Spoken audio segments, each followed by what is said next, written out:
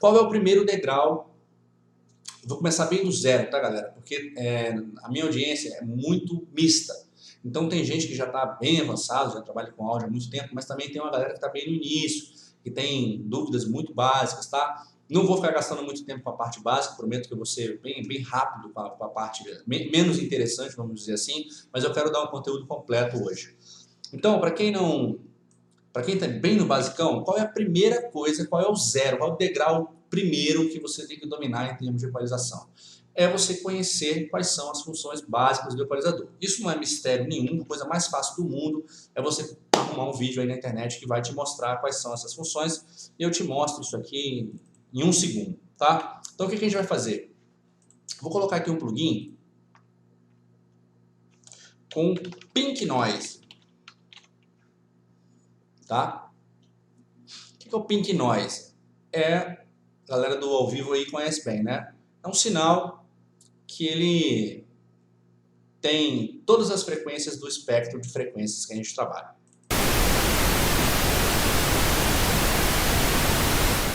Vou baixar bem o som dele aqui, porque senão ele vai ficar incomodando a gente. Ele tá rolando aqui, tá? Só tá com volume baixinho para não ficar perturbando. Inclusive, uma dica que eu sempre dou quando a gente vai falar sobre questões de mixagem é você fazer o seguinte: é aumentar o seu volume de monitoração. Então é o que eu vou fazer aqui agora, ó. Esse aqui é o painel de controle da minha placa. Eu estou aumentando o volume do meu fone, tá? Vocês devem fazer isso aí também. E como a minha voz pode ficar alta, pode incomodar um pouco, eu vou baixar um pouquinho a minha voz, tá? Então eu estou baixando aqui um pouquinho a minha voz, para ela não ficar incomodando demais. Vou baixar ainda mais aqui o Pink Noise, porque ele está incomodando, eu só quero abrir nos momentos certos. Então um amigo aí falou do ProQ, vou abrir ele aqui, ó. Então, um equalizador, ele tem geralmente isso aqui, né? O equalizador basicão que a gente usa aí nas mixagens é isso. Você tem um gráfico, um espectro de frequência, você coloca uma banda e você pode escolher várias funções para essa banda, né? Geralmente você tem, vou aumentar aqui um pouquinho.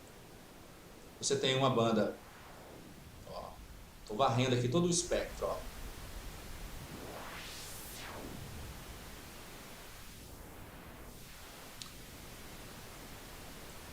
Geralmente você tem esse tipo de banda, que é um tipo de banda principal, que você escolhe a frequência, o ganho e tudo mais, e tem bandas extras, com funções extras, como por exemplo a banda de high pass, que corta os graves, uma banda, então olha só, uma banda de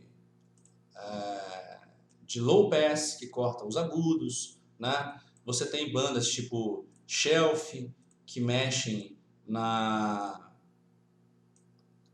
nos limites aqui dos gráficos, do espectro, tá?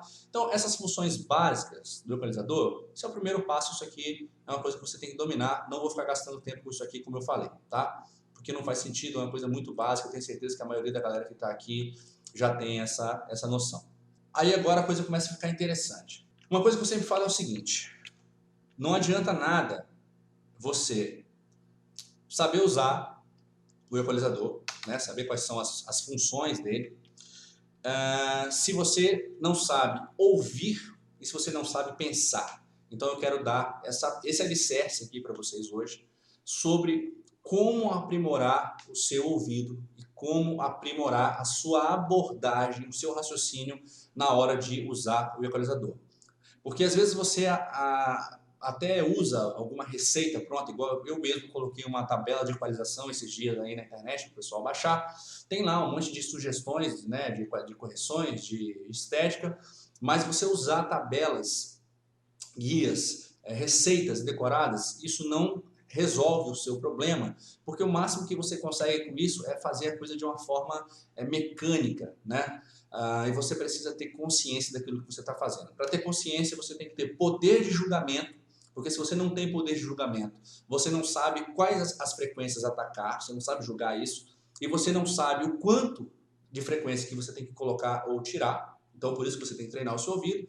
E se você não sabe pensar, você não sabe, então, agir de uma forma consciente. Você não sabe o porquê que você está fazendo aquelas manipulações. Por trás de cada ação do equalizador tem um porquê. Então, entender esses porquês é muito importante. Quando você tem ouvido, raciocínio e uma base técnica para você reproduzir, você começa a ter um resultado profissional de equalização. Então, o segundo passo é treinamento auditivo, tá? Treinamento auditivo é muito importante. E quais são os 3 níveis de acuidade, de precisão auditiva que você tem que ter? O primeiro nível de precisão auditiva que você tem que ter é o nível em que você consegue criar uma memória auditiva de cada grupo de frequência e de cada fenômeno, tá? Então você sabe quando você olha aqui um espectro, né? um sinal que ele tem várias frequências, você vê um espectro aqui, você sabe que ele vai de 20 até 20 mil Hz, né? E que cada grupo de frequência tem uma sonoridade e que cada grupo de frequência tem fenômenos que estão relacionados com esse grupo. Então você ter não só o domínio sobre os limites, né, numéricos de cada, o que é um sub, o que é um grave, o que é um médio grave, o que é um médio agudo, o que é um agudo. Além de ter o domínio sobre os limites de cada grupo, você tem que entender qual a sonoridade de cada grupo e quais são os fenômenos que estão relacionados com cada grupo. Então, uma forma muito eficiente de você fazer esse teste é você pegar um equalizador comum, como esse aqui, você coloca uma banda, exagera um pouco o ganho dessa banda, e esse tipo de equalizador, ele costuma te permitir solar o grupo. Então, ó, eu vou aumentar aqui um pouquinho para ficar mais fácil a gente perceber. Ó, aqui eu estou solando a região de sub, que é uma região bastante peso. Você vai caminhando para os graves, depois você começa a chegar nos médio graves, que já é uma sonoridade que embola bastante o som. Se você não sabe limpar isso aqui, você embola muito o som. Depois você começa a chegar nos médio agudos, que já é uma região muito importante para a clareza da mix, mas que ao mesmo tempo é uma região que agride muito o ouvido, e você vai caminhando até chegar nos agudos, que também tem uma característica de estridência, mas que é um grupo de frequência extremamente importante para você dar brilho, né, e presença para os elementos, certo? Então o que eu te aconselho a fazer?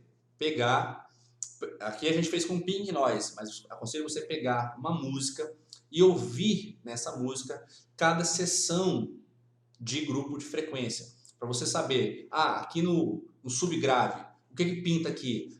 No subgrave, quando eu solo, eu ouço bastante o kick, eu ouço bastante o bumbo. Então eu sei que kick e bumbo são instrumentos importantes para esse grupo. Quando eu coloco aqui em 200 Hz, eu ouço bastante o corpo da voz, eu ouço bastante o corpo da caixa, eu ouço o corpo dos outros instrumentos. Então entendi. Então isso aqui me dá o corpo dos instrumentos. E você vai entendendo qual é a relação de sonoridade de cada grupo e os fenômenos que estão relacionados. Como eu falei, o médio grave embola. Então você sabe que essa região tem essa característica. O médio grave costuma embolar. O médio agudo agride, é estridente. Mas ao mesmo tempo também dá presença, também dá destaque. E aí com o tempo você vai formando uma memória auditiva dessa sonoridade. Isso é muito importante. A segunda coisa que você tem que fazer, o segundo nível de acuidade auditiva que você tem que ter, está relacionado com a intensidade das manipulações. Por quê? Na hora que você vai equalizar, você detecta que você precisa fazer uma determinada manipulação, né? Você vai dar um ganho ou você vai fazer uma atenuação numa dada frequência. Essa atenuação, ela vai ter que ter uma intensidade, né? Maior ou menor. Então, você conseguir perceber as sutilezas, né, dessas manipulações é muito importante. Porque senão o que vai acontecer? Ao invés de usar o seu ouvido a favor da equalização, você vai usar o equalizador a favor do seu ouvido. Ou seja, você vai começar a equalizar de forma exagerada porque o seu ouvido não tem capacidade de perceber manipulações sutis. E às vezes é só uma pequena sutileza ali de 2, 3, 4 dBs o suficiente para você resolver o problema de uma track. E aí você fica ali exagerando, e o excesso de processamento, o excesso de equalização, muitas vezes é o que está prejudicando, é o que está estragando os seus elementos, a sua mixagem.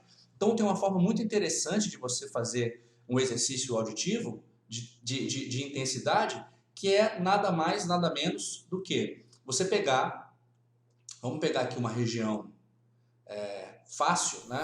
Então você tem aqui uma determinada situação de frequência, né? Aqui no caso a gente está usando Pink Noise. Aí o que você vai fazer? Você vai pegar e vai exagerar uma banda. Você exagera uma banda, você exagera essa banda aí sei lá, vamos colocar aqui, exagerou essa banda em 6 dB, certo? Você vai ouvir nessa condição por mais ou menos 10, 15 segundos. Depois que você ouvir por esse período, de mais ou menos 10, 15 segundos, der tempo do seu ouvido se acostumar, você vai desligar e vai ouvir na condição sem a equalização, por mais 10 a 15 segundos. Ou seja, você vai trocar, vai fazer uma comparação de uma coisa com outra, mas respeitando o tempo que o seu ouvido precisa para se acostumar. Você vai ver que quando você dá esse tempo, o seu ouvido ele ganha um poder de percepção muito maior. Claro que no início você precisa de um tempo maior para ter essa percepção. Com o tempo, você vai reduzindo cada vez mais o tempo que você precisa para trocar de uma condição e outra e conseguir perceber diferença, tá? E além da questão do tempo, você vai começar a trabalhar também com as intensidades. Então você vai ficar 10, 15, 20 segundos ouvindo numa condição, que é a condição com o equalizador ligado, você vai começar com 6 dB, mas depois você vai cair para 5 dB, depois você vai cair para 3 dB, depois você vai cair para 2 dB, e você vai treinando o seu ouvido a perceber variações cada vez menores, tá? Então, só para a gente fazer a prática aqui, eu vou fazer uma vez com 6 dB, que é bem fácil de perceber, e depois a gente faz com 1 dB só, que aí a coisa já fica mais difícil, tá bom? Então vamos lá. 15 segundos numa situação, depois eu desligo e a gente ouve mais 15 segundos em outra.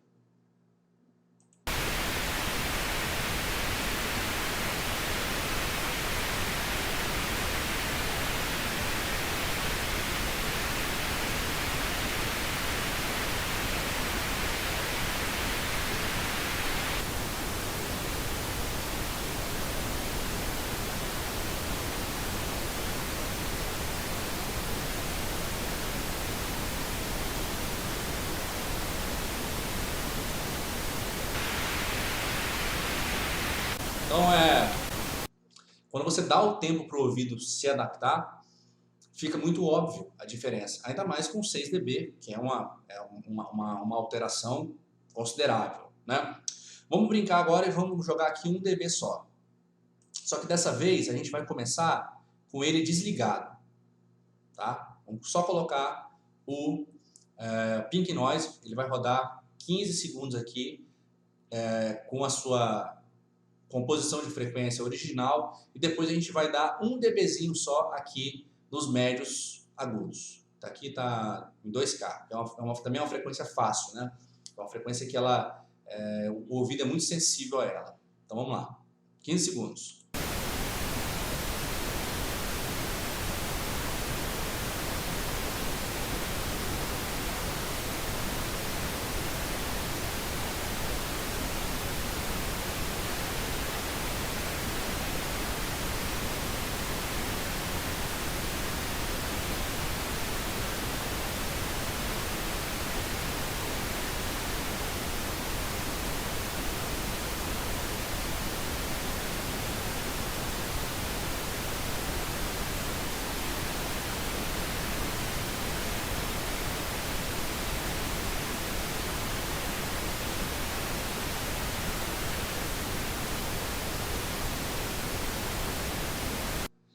Quem aí conseguiu, pode escrever no chat aí, quem aí conseguiu perceber tranquilo a diferença de 1 dB só, quando ligava 1 dB, quando voltava para a condição original.